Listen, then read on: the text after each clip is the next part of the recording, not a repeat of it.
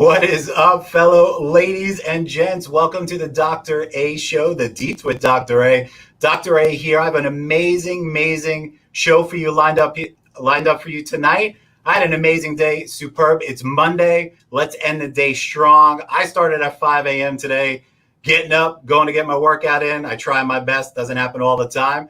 How about you? How was your morning? How was your weekend? And for you dads out there, happy Father's Day, belated to you. We had some fun. It was actually one of my first Father's Day. He was little, but we had some fun yesterday. Me and the wife and him went out to the beach and had some lunch there on the water. So that's my little boy, Alex. He's growing up. He's 11 months right now. It's crazy how fast the time goes by. So we got another superb show here for you today. We got another rock star guest to bring on. But before we bring on Chris, wait a minute, not that kind of rock star, right? I had to laugh at that one. Before we bring on Chris, a few quick things for you. So let's take a second here to say a quick hello to our main man and executive producer, Matt. Matt, you with us here, Matt? Matt runs all the stuff in the background. What up, Matt? Oh, yeah. What's going on today? How we doing today? I'm all right. Finally got that haircut we were talking about, so that's good. You know, first one in like haircut. 4 months. Yeah, the COVID haircut. So we're good. We're good. Things are better. Well, thanks for all you do. Let's keep it rolling here. So here at the Learning Liaisons, we have been a leader in test prep for teachers and leaders when it comes to certification since 2014. And we've helped almost 7,000 teachers pass their certification exams. And we started here in Florida, but now we moved in the last 10 to 12 months. We're moving nationwide. We've got a new lineup of practice courses, and we got some rock star teachers as well on staff here at the Learning Liaison. So we got some very exciting stuff.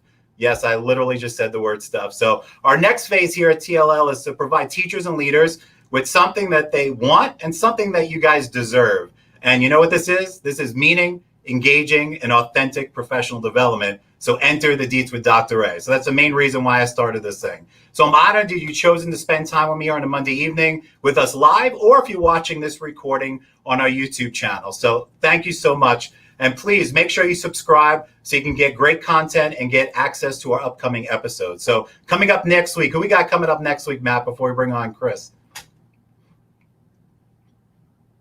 All right, so next week, we got one of my former colleagues. I worked with her as a teacher. Now she's been a principal for years. We got Dr. Gordon coming on. And it's real cool. A lot of people say, well, Dr. A, why don't you do an episode on interviewing?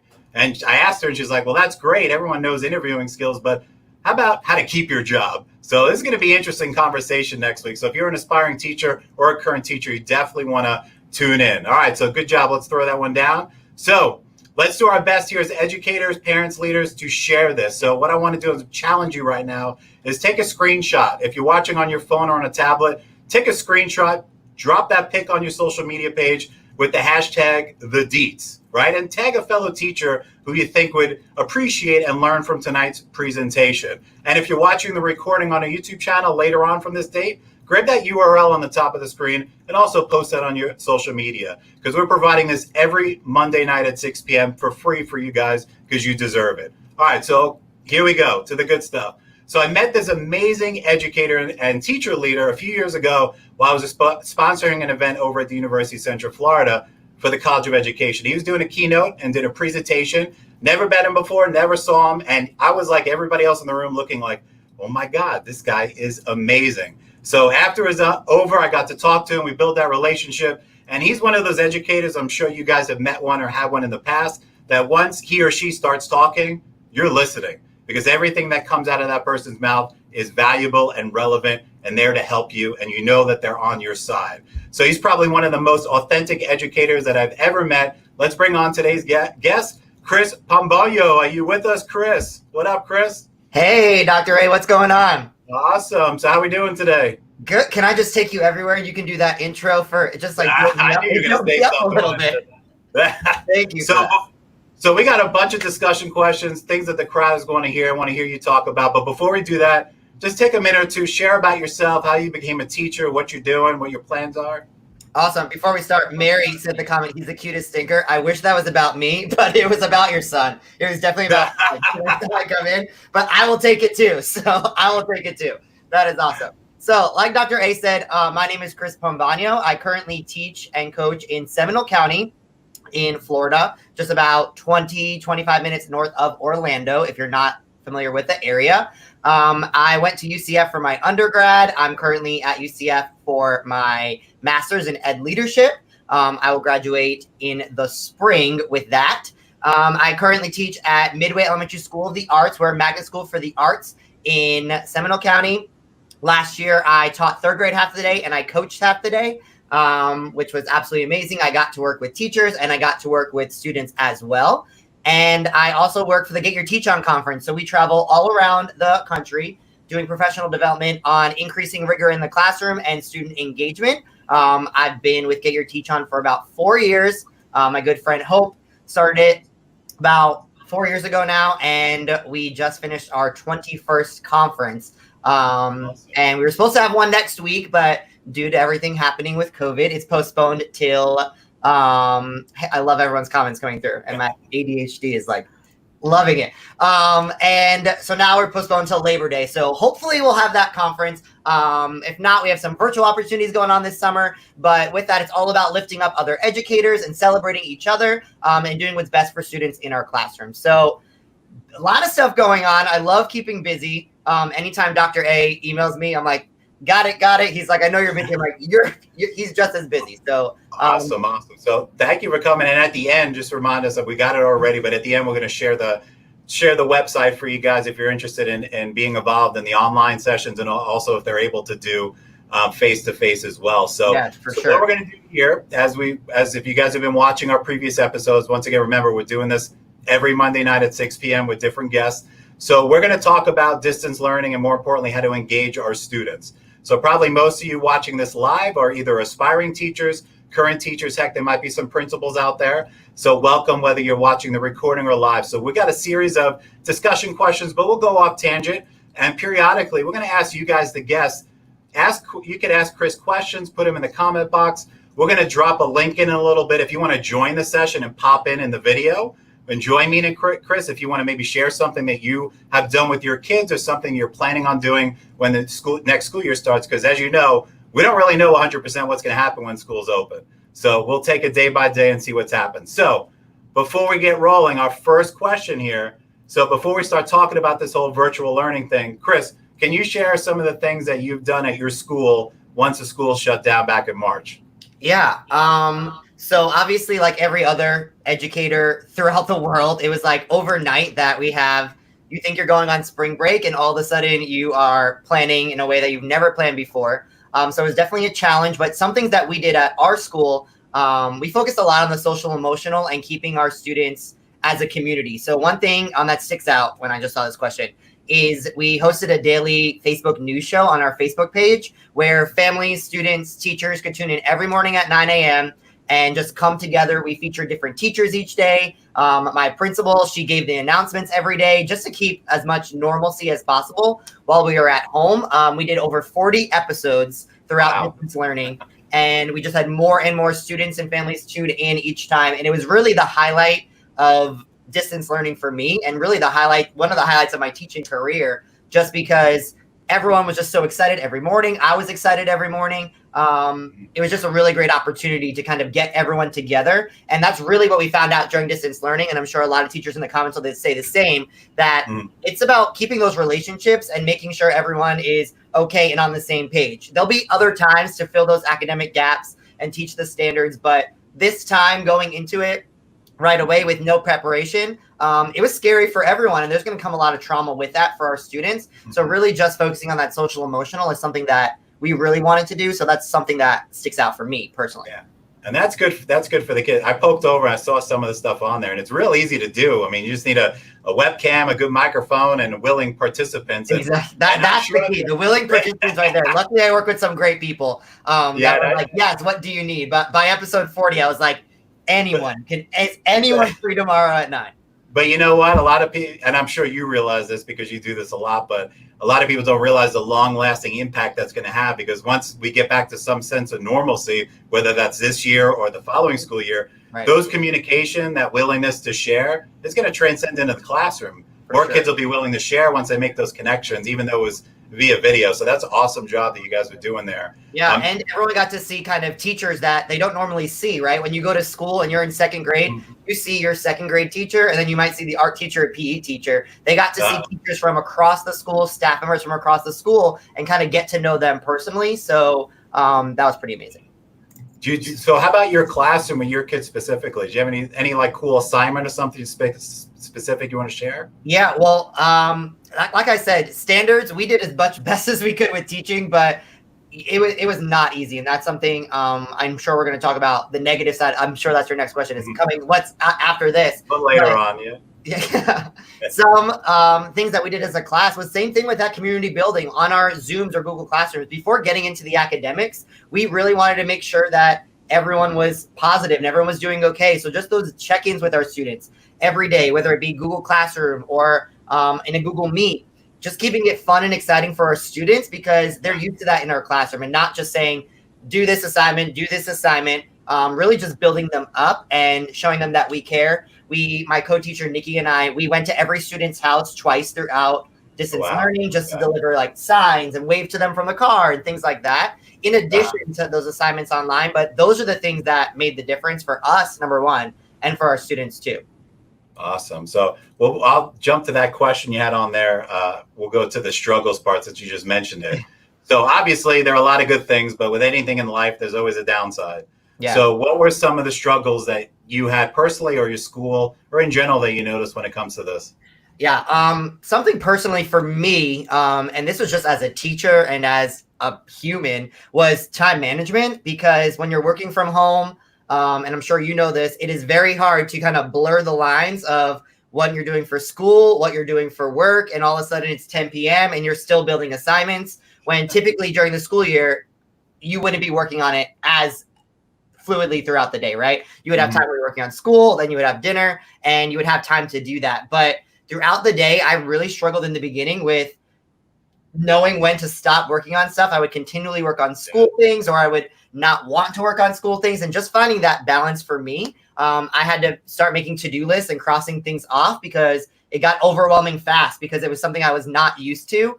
And there was just so much I could do, right? I saw someone in the comments said they use Nearpod, and there's just so many resources that I wanted to use, but knowing to kind of start and just take it chunk by chunk and not do too much or do too little was something that I struggled with, as well as just as every teacher, worrying about my students, right? I don't know.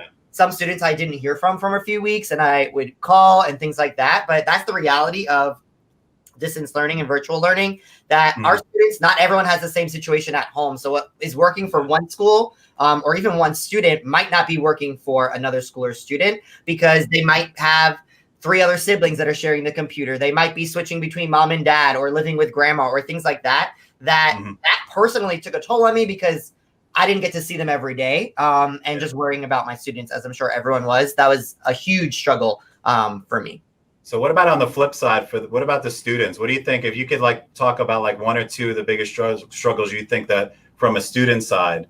Yeah, I would probably say just learning technology and even just typing, right? In school, we do as much typing as we can, but that's not how school is set up, right? We don't have one-to-one devices at my school or anything. So the amount of opportunities they're provided to actually type responses is limited compared to what they have now when they're required to type and do everything virtually. So just learning new platforms.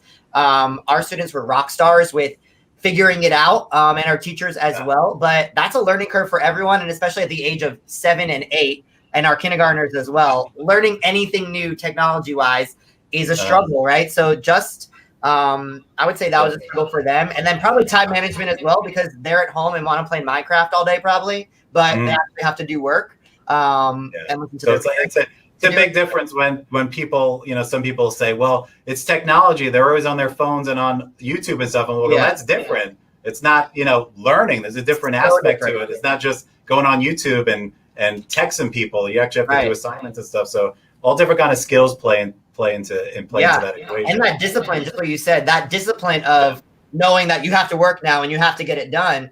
You're not just doing it for fun or things like that. So for sure. And I'm sure I always remember, in the classroom, I'm sure you've heard that. Well, you teach, you have fifth grade, right? You teach fifth grade? I will be next year. Last year I was third grade. Okay. So I don't know if you get this as much at that level, but when I was teaching, I taught middle school and high school for 10 years.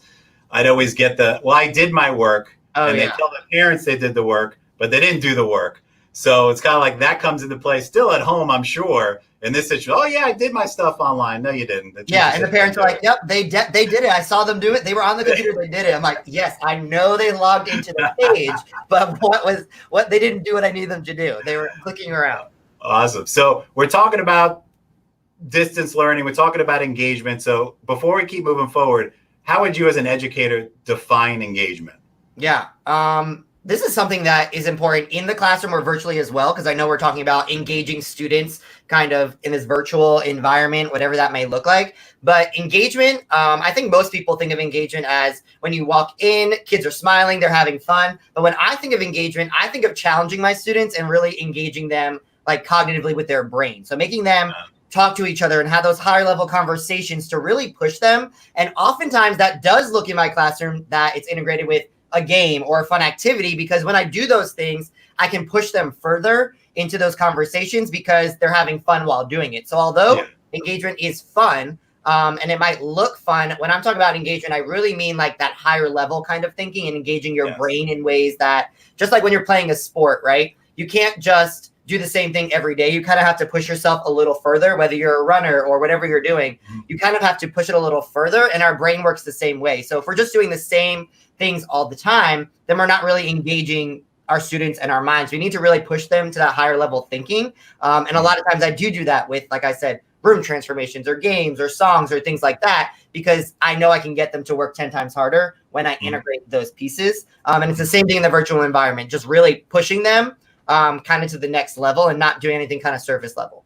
Yeah, and that's applicable to any grade level. So you're doing it in elementary school. If we got middle school, high school teachers out there watching us recording or live, this is stuff that the average person might think, well, it's a lot easier to engage students in higher level as they're in high school, but no, you can do that on any grade level. So awesome. So that kind of, you mentioned this a little bit. So what does this look like when we talk about virtual learning or distance learning? Yeah. Something that I really, when I was doing distance learning and virtual learning, I didn't want to just assign something, right? To check off a box. When I was looking through a lot of teachers' Google Classrooms or things like that, there's great assignments on there, but it just felt to me like it's checking a box or like just giving them work to do. I wanted to make sure that what I'm giving them, one, is meaningful and has a purpose, and not just busy work. Like, because then it's like the same thing as if I was giving a worksheet in my classroom, which I don't do ever. So why would I do that in a virtual format? Is just give them a worksheet to check off a box. So someone in the comments said Nearpod. That was a resource that I used a lot during distance learning.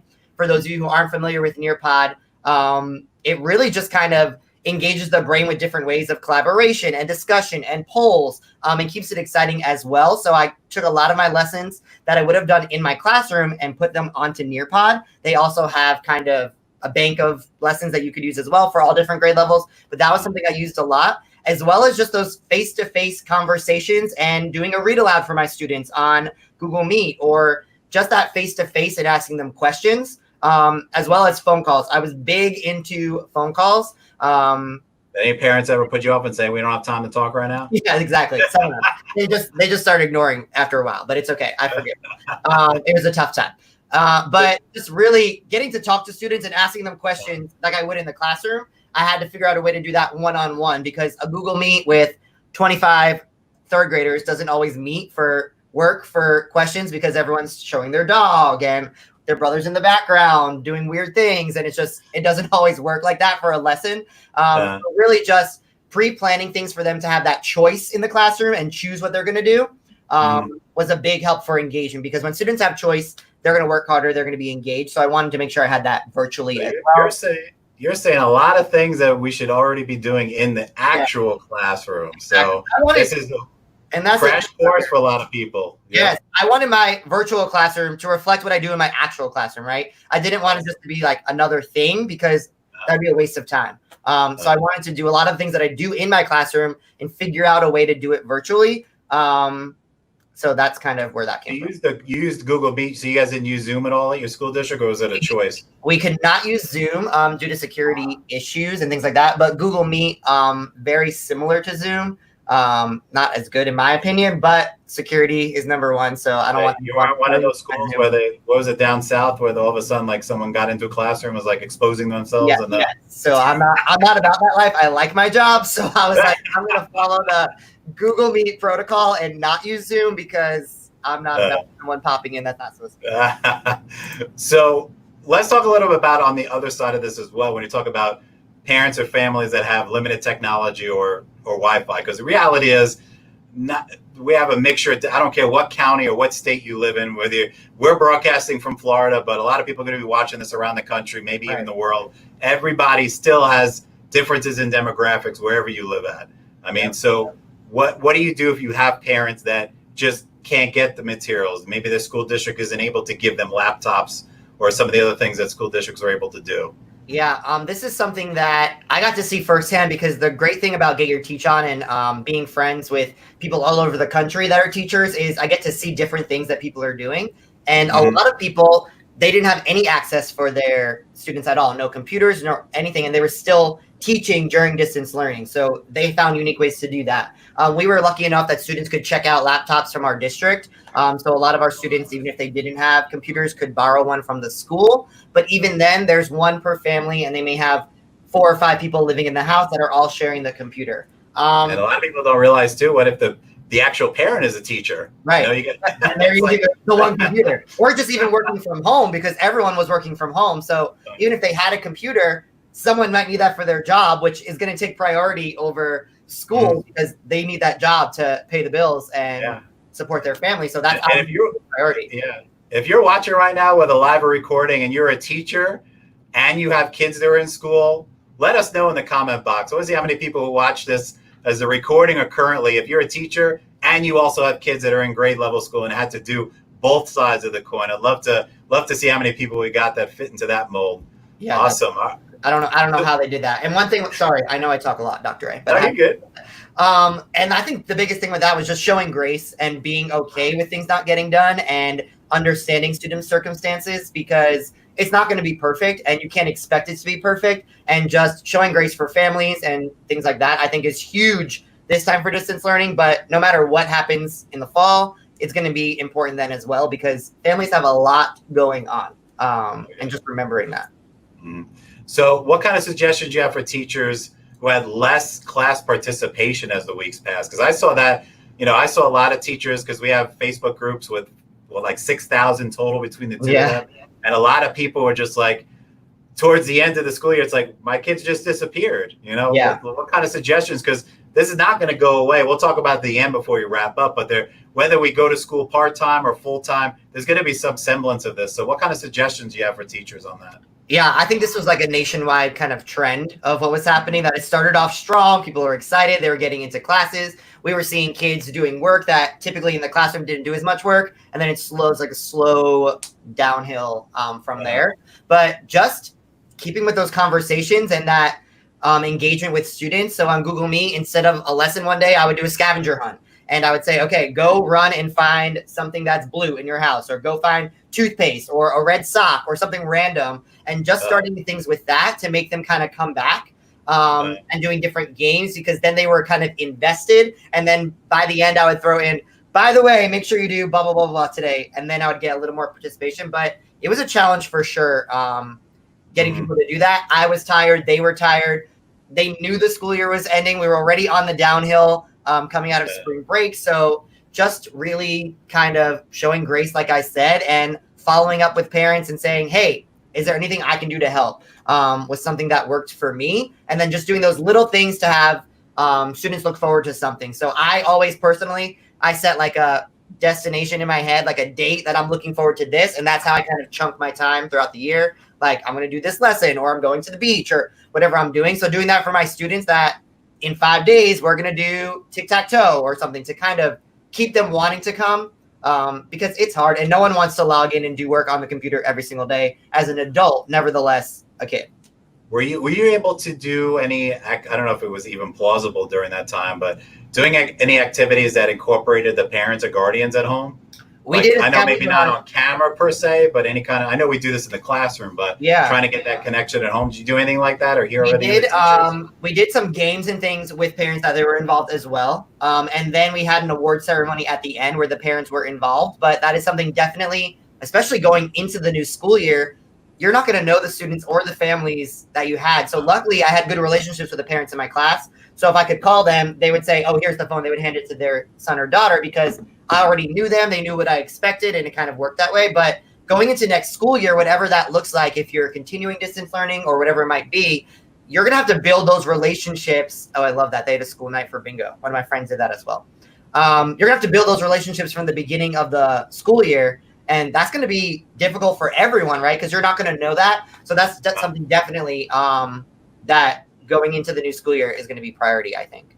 Awesome. All right. So one of the big topics now that obviously is going to be in the mainstay, and it should be because it's really important, is socio-emotional learning. And we have a lot of topics coming up in our future episodes here at Deets with Dr. Ray. So you can check that schedule. We'll give you the information about that here shortly. But what about the aspect of social and emotional learning during this time? Yeah, I think social emotional learning was the most important aspect of distance learning and is going to continue to be as we go into next school year, even more so because our students coming out of this are going to have a lot of trauma. They're going to have a lot of things. They've been out of school for 6+ months, which is insane. And we don't know what was happening in their household and what support they were getting. And just things like learning how to go to school are going to be difficult for some kids because they need that structure when they're in school, and that's kind of their safe place. And they haven't had that for 6+ months now with the summer. So social emotional learning was integrated daily into our lessons and just check-ins and prompts and conversations and things like that. But this is something that whether you're going back in person or virtual, I think every teacher needs to start thinking about now to really just plan ahead for that because our students are going to need this more than ever. And the academic side, there's going to be gaps. We already know that. We know there's already gaps in the summer, but we know that there's going to be even more gaps coming out of distance learning. So I just really think planning ahead for social emotional learning, school-wide, not just within your classroom, but school-wide is the conversation that I think needs to be had because it is, I can't even talk more about it because it is just necessary. There's no other word but necessary. And academics, they'll come, we'll figure it out. We'll fill gaps as we can. But until we fix the social emotional learning side, they're never going to learn. They're never going to have those gaps because we're just going to have increased behaviors. And we just need to get our students to a good place. And right now, as much as they might fake it via Google Meet or phone call, we know that there are a lot that are struggling. And we're going to have to put as much support as possible for them. Do you think, on a side note, I know elementary school kids, I could speak for the younger grades probably, they all want to come back to school, but do you feel as an educator that as you get to the middle and high school that maybe they don't care as much to go back, or maybe they want to come back, maybe they love school, they like doing it at home? I think that social aspect in middle and high school is something that a lot of people probably have missed. I know at the beginning of distance and virtual learning, I was like, yes, I get to work from home. I can work out in the morning. And then by like week 3, I was like, this is not the life for me. I need social interaction and talking. But I was so excited and into it. Like I don't have to go to school. I was really into it because as extroverted as I am, like in public and when I'm speaking or things like that, I would rather be like on the couch watching Netflix and eating snacks. That's like the introvert in me. So working from home, I thought was going to be the best thing in the world. And then by week 3, I was over it. So I think maybe in the beginning, a lot of middle and high school students were all about it. But I think that social piece is so important. And just that interaction in classrooms and things like that they miss their friends, they miss their teachers. And it's different via the computer no matter what. So I think no matter what age, kindergarten to adult, that social interaction is so important. All right. So let's see here. Oh, okay. So we'll switch with questions up here. So how can teachers engage parents and families during this time? Yeah. So I touched on a little bit before, but I kind of touched on a little, but the ways that parents want you to use that, we have to meet them where they're at, right? So Facebook was a way that we found to do that, because a lot of our parents are on Facebook and they could just pop on in the morning. We can give them information related to school. We can give them tips for reading. We can walk them through different things. Our arts teachers did an incredible job of hosting live art lessons that they could participate in throughout the week. So we would kind of showcase that on there, and really just give them as much information as possible so they feel like they have what they need. Because like we talked about earlier, that you said, Dr. A, that parents are working and they have 3 kids that they're trying to manage, and their partner is working as well. And there's just a lot going on in the household that they don't have time to log into the Google Classroom, wherever it might be, and check off every box. So giving them as much information as possible, and just communication is key, I think. Whether it's weekly emails on Facebook, recording videos. A lot of times I would record tutorials for parents on things to help them out at home. So here's how you log in. And I would just screen record my screen. This is where the login is. You type this, because that's helpful to them and that's a resource they can use, as opposed to me just saying log in and do this. So as much as we can do to help them, I think you'll get that buy-in from parents. And then pick up the phone and call. I know I keep saying that, but I think a lot of people kind of took that for granted, of that communication with parents and talking. But that's when I got the most buy-in from students, is when the parents knew what was happening and I would pick up the phone and give them an update on what was going on, because students aren't as self-disciplined in the classroom. We can guide them throughout the day. Someone has to help them with that at home, especially at the younger level. So just giving them as much communication and resources as possible, for sure. Awesome. You're giving a lot of great ideas, and also a lot of things. We're listening and talking about things.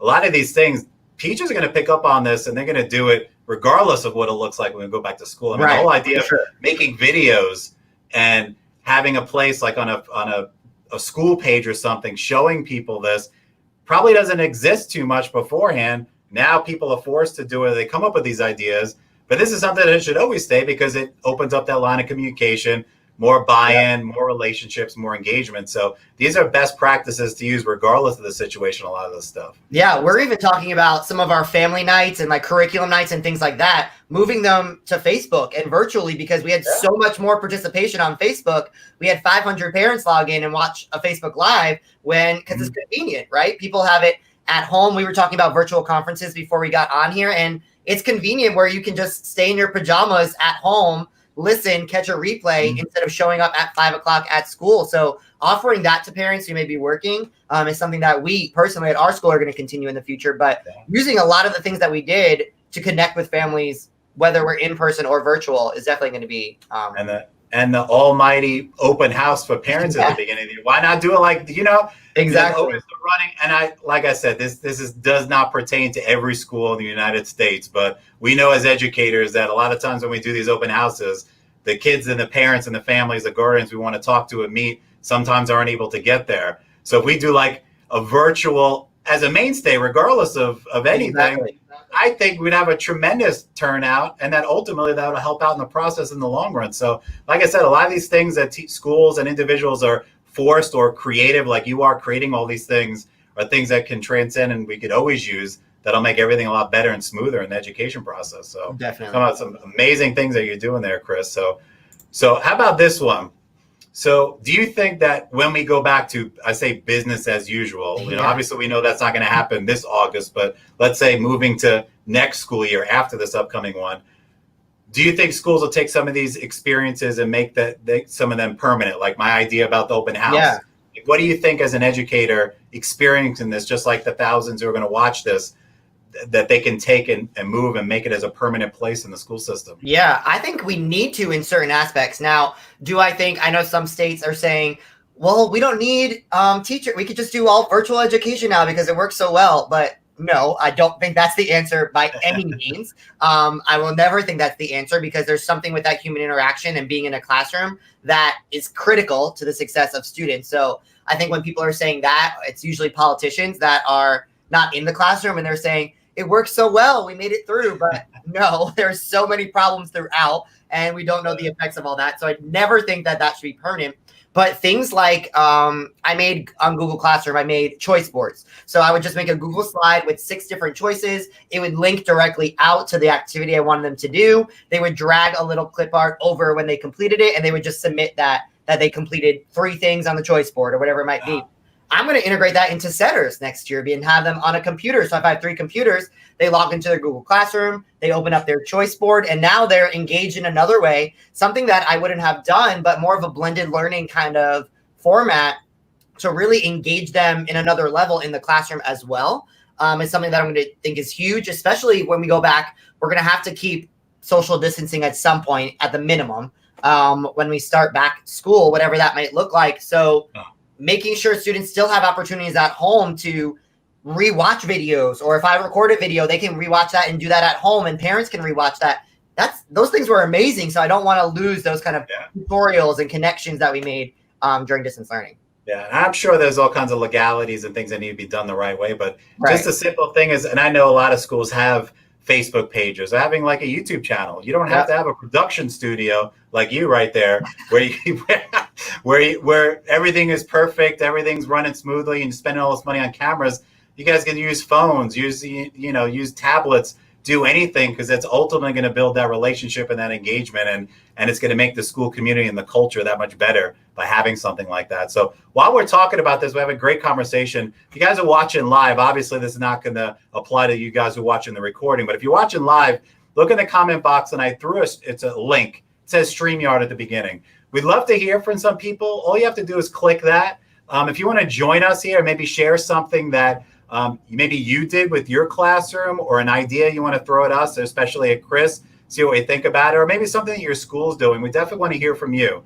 So all you have to do is click that link that I put in the comment box. It's going to ask you a question, go to a certain browser if you don't have it, but you could pop in the background and then we'll throw you in the classroom. So as we're continuing this conversation, feel free to click that. We'll get a notification when you want to join us, but we definitely want to hear from you, because we're here for you. We're here to help you, provide you with our experiences and things that we can do to make our school more powerful and impactful as we move forward into this time that we don't know really what's going to happen. This is the most exciting part of the episode. You just never know who might pop up. Who knows?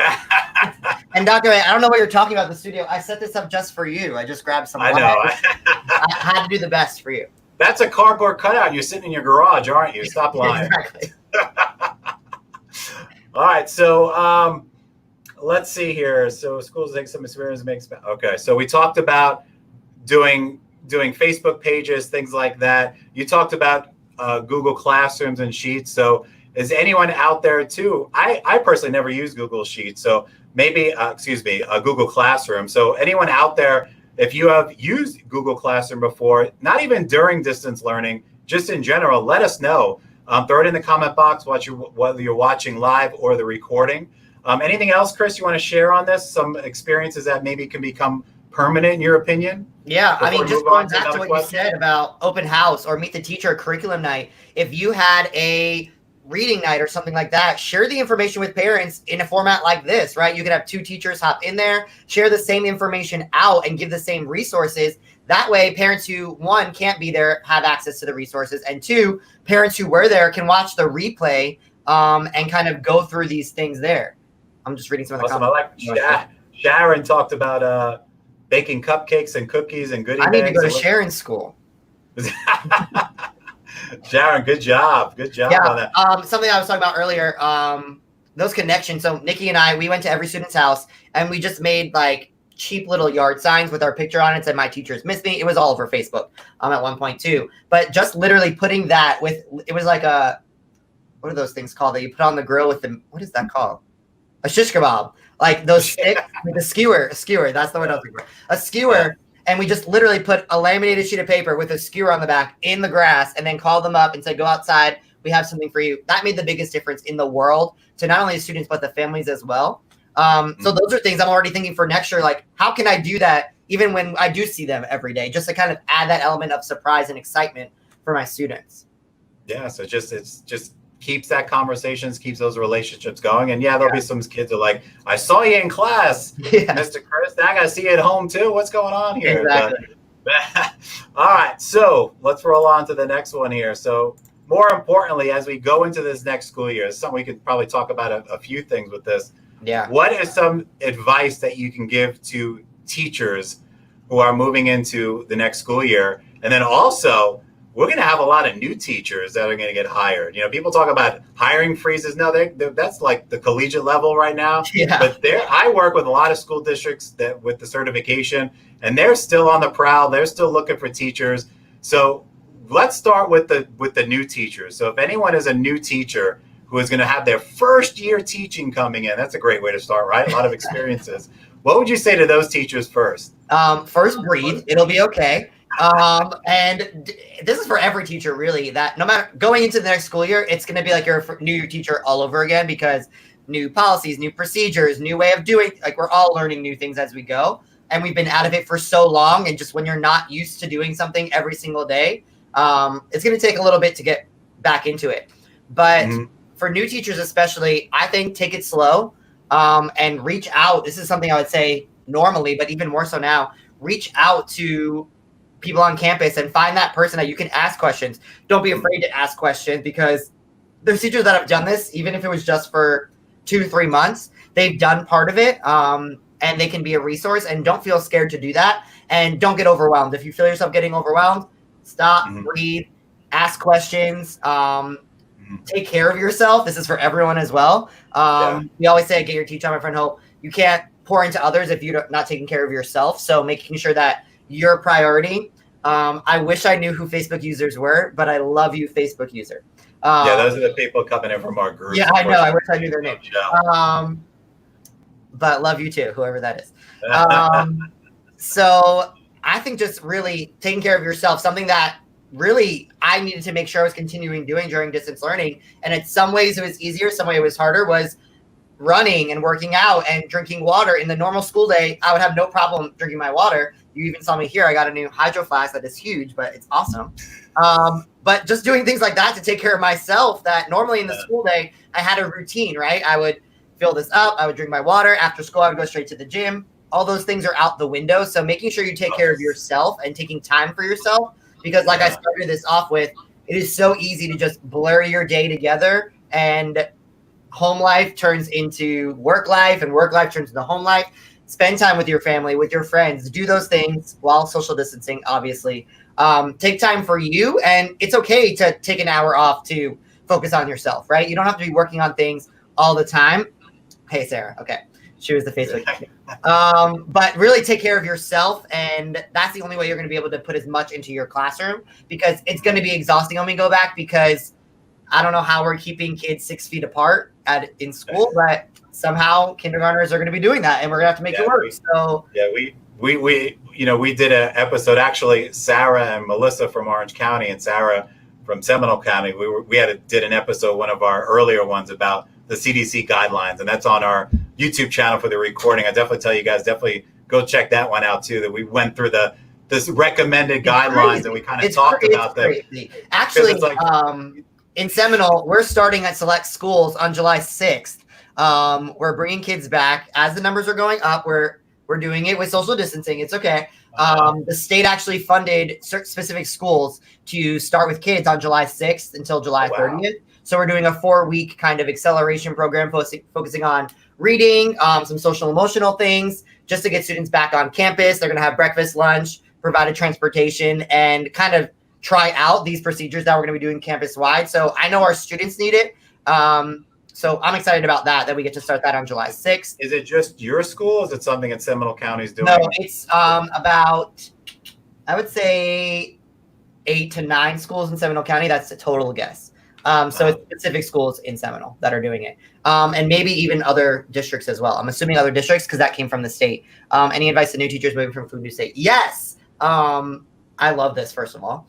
I would say just take a deep breath, and it's a stressful time for everyone, and it's easy to get overwhelmed, and anxieties are easy to run high, but there are people that are going to be there waiting for you with open arms. They're excited to welcome you and just support you through that journey. So although it's not ideal to be, no one wants to do anything during a pandemic, nevertheless move to a new state, a new school. But that's when the most exciting things happen, is when we're kind of most overwhelmed, or when we're the most scared, right? So by taking that risk, it's absolutely amazing that you're doing that, number one. And number two, those students are so lucky to have you, because you're going to bring a new, fresh perspective not only to the students, but to the staff, because you have a completely different experience with distance learning at your school, and they're going to rely on you on those things. So don't get overwhelmed. Take care of yourself. Take a deep breath and reach out to everyone, because they're going to be more than happy to help. Yeah, I like that. To go back real quick to what you guys are doing in Seminole County, is that I just had a quick question because it makes me think about all the different I hope I know the aspects answer. that go into that. But is this something that it's by volunteer, or did they invite certain students to come to this? So we're inviting certain students based on teacher and principal recommendation, but it is volunteer. Obviously, it's not mandatory to attend. We've been contacting parents the last week and a half now, almost, inviting them to come if they're interested. A lot of students are already doing other summer programs virtually or things like that. But it's for everyone to kind of get them in, get them reading, get books in their hands in front of a teacher. I'm excited about it, and to kind of learn those, especially I'm doing my internship right now for my leadership degree, and to kind of see that process and how we unfold it with our students, and then be able to support our teachers when they come back. We have about 12 teachers doing the summer program, and then full-time in August. How that works when you're eating lunch in the cafeteria, how that works when you're walking in line, how dismissal is going to work, how arrival is going to work. So not only is it great for our students who are thriving for that connection and that human interaction, it's good for teachers as well, because we can figure it out and problem solve before we open to 900 students. Well, what would you say to I'm going to throw you to the fire right now. That's you don't okay. have to answer if you don't want to. No, I will. What would you say to those? Because I see this everywhere. There are people that like it, people that don't like it. What would you say to teachers out there that are kind of struggling with the fact that they'll have to go back to work if they don't really think that they should? I'm not talking about people that have underlying health conditions. I'm talking about, teachers just like, I don't want to go back. This is not fair. What would be some words of wisdom to individuals like that? Yeah, I think, first of all, you do what you need to do for you personally. So don't feel like what anyone is telling you is the right or wrong answer. So if that means you might have to take a leave or something like that, you shouldn't feel bad about that, because this is not a normal circumstance at all. So don't ever feel bad about your personal decisions or what you have to do. But the reality is, just like healthcare workers, they're in the field every day. Did they expect this was happen? No. And they're kind of putting their health on the line for that. But as teachers, our students need to be in school, right? If we just expected all of our students to be virtually distance learning from now till forever, we're not going to get students where they need to be. And then they're not going to be ready for the world, right? And it's our job to do that. And that human interaction, especially at a young age, in high school, can high schools go fully virtual and still be okay? I think they'd probably be fine, to be honest, mostly. Just because they're disciplined a little, although some high schools act like kindergartners, so I don't know. But it goes back and forth on that. But just like a college class, if it was online, like you would figure it out. If you're a senior in high school doing it online, a kindergartner doing their whole education online when no choice to do that, it's not going to work, right? I know there's things like virtual school that are set up very differently than distance learning, and they have set modules and set protocols. We're lucky in Florida. We have Florida Virtual School as a district, but we also in our county have Seminole County Virtual School, which has been a huge asset. And I've gotten to work with them this summer as well and teach for them a little bit. Those are different than distance learning, right? If everyone could do that, then I think it would be in a different situation. But that requires a lot more manpower and a lot more effort to get them in programs like that, where it's set curriculum. It's already formatted. They're getting the standards they need. They're getting what they need. But kids need that social interaction. So I think do what you need to do for you, but our students need us in the classroom. So I think that's so important that we get back to school. Awesome. I know people are like, numbers are rising. What are you going to do? I'm going to wear a mask and I'm going to keep 6 feet away and I'm going to wash my hands just like I do now all the time. Right. That's the only thing we can do really, is wear a mask, stay 6 feet apart and wash our hands. I mean, what else are you going to do? I think it's interesting, to listen sometimes. I stop watching the news too much because it gives me a headache sometimes. Yeah. But I watch like legislators or state governors talk about maybe this is a good experience to think about. Maybe we just do school online. I'm like, what? I have no words to that. Like I've heard that so many times on the news. Like, this is working so well. Let's just do this. Like, no, let's not do this. I would probably quit and find a new profession, because online teaching is not for me. I need to be in a classroom. one of the things that I'd like to give advice to teachers who are watching this, and this is kind of from the education side as being a teacher over at UCF, is that, you know, coming into the school year, whether you've been teaching 20 years, 15 years, 5 years, or this is your first year, I know it's summertime and you had a lot of stress and anxiety and working extra hours, but you want to try to maybe do little bits of learning new things that you can do online. Go on YouTube, you know, research stuff, talk to fellow educators, but slowly kind of build up your teacher toolbox, so to say. So when school starts and it's pre-planning, it's not like, wow, what am I going to do? Here we go again. Kind of come up with some methods, you know, some apps, some online programs. Chris mentioned a bunch of stuff that he's doing. You can do the same thing at your school. So try to educate yourself. Use this summertime to kind of build up those tools that you have ready to go when day one starts. So definitely. We got more working servers. Interconnection Connect needs to be better if we have to stay in. Yeah, well, yeah, that's a school district thing too there, but that's a good comment. So we're coming in the home stretch here. We got about 8 minutes left. So I want to do, Chris, like I said before, I want to give you an opportunity to talk a little bit about Get Your Teach On, and we've got a picture. Sure. You want to throw that up there, Matt? This is a snapshot. Let me get that picture off the screen. There you go. There we go. So this is a snapshot from the website, getyourteachon.com, right? Is that the name? Yes, getyourteachon.com. Yep. This is a conference that we do nationwide. Obviously, right now with the pandemic, we moved to some virtual kind of opportunities and things like that.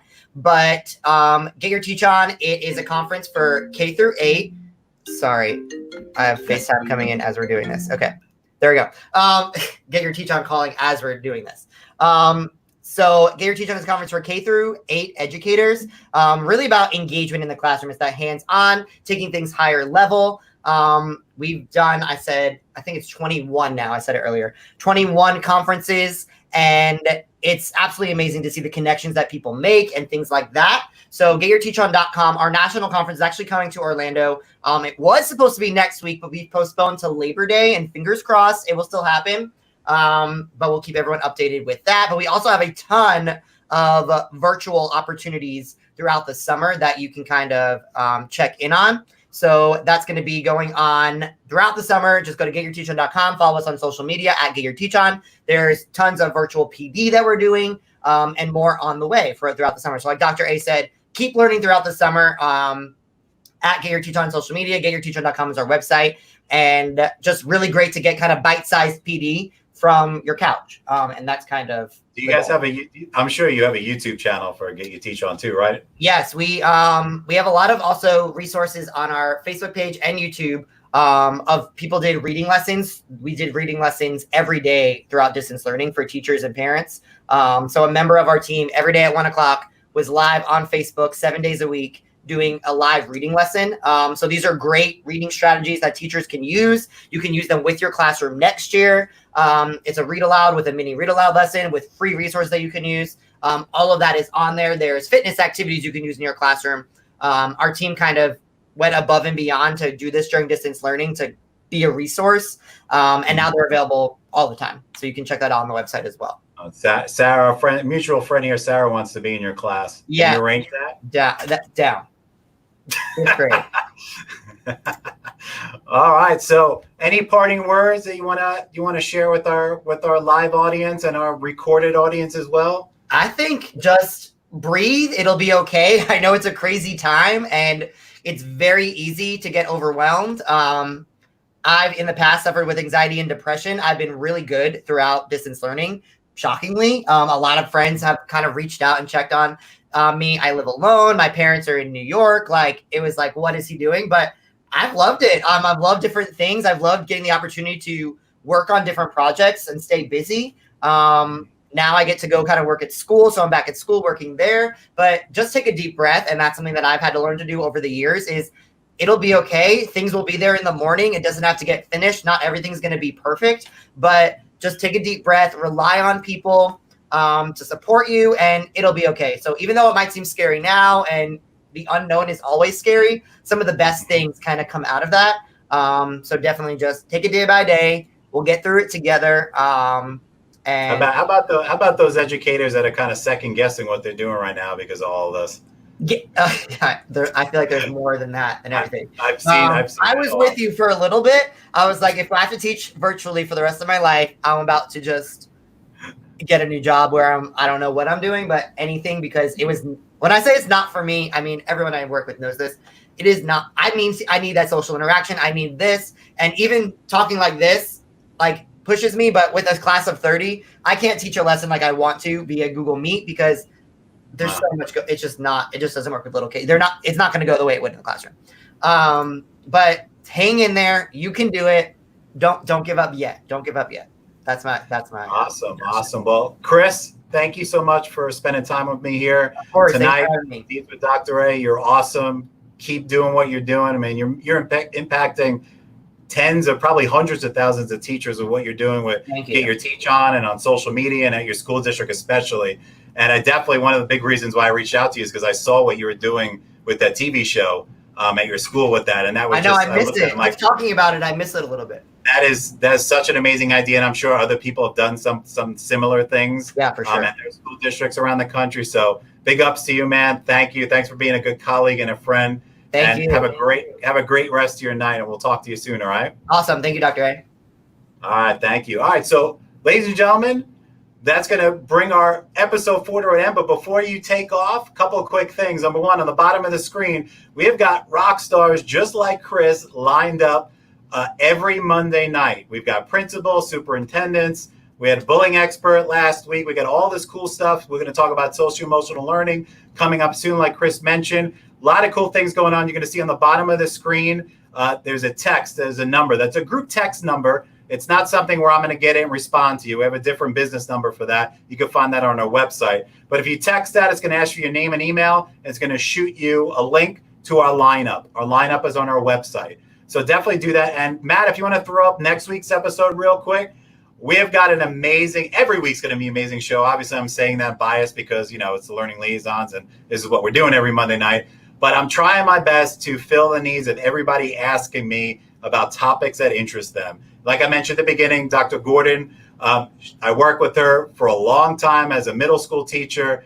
Great relationship, awesome person. She's been a principal for a long time now. As you're going to talk about how to keep your job. And we're not talking about certification, ladies and gentlemen. We're talking about what to do, what not to do as a classroom teacher to make sure that you're a part of your school culture and you solidified your job, especially in that first 3 years of your employment. So with that being said, thank you once again. You guys have a great rest of your evening. Thanks for joining me. Have an even better week and an awesome weekend. And I hope to see you on next Monday at 6 p.m. for episode 5 of the Deets with Dr. A. And please share this on your social media. Share this with your colleagues via email. We're here to help you. This is what we want to do. This is one of my passions and my drive is to provide as much support, motivation, and attitude, helping teachers as they move forward in their careers. So with that being said, have a great rest of your night, and we'll talk to you next Monday evening.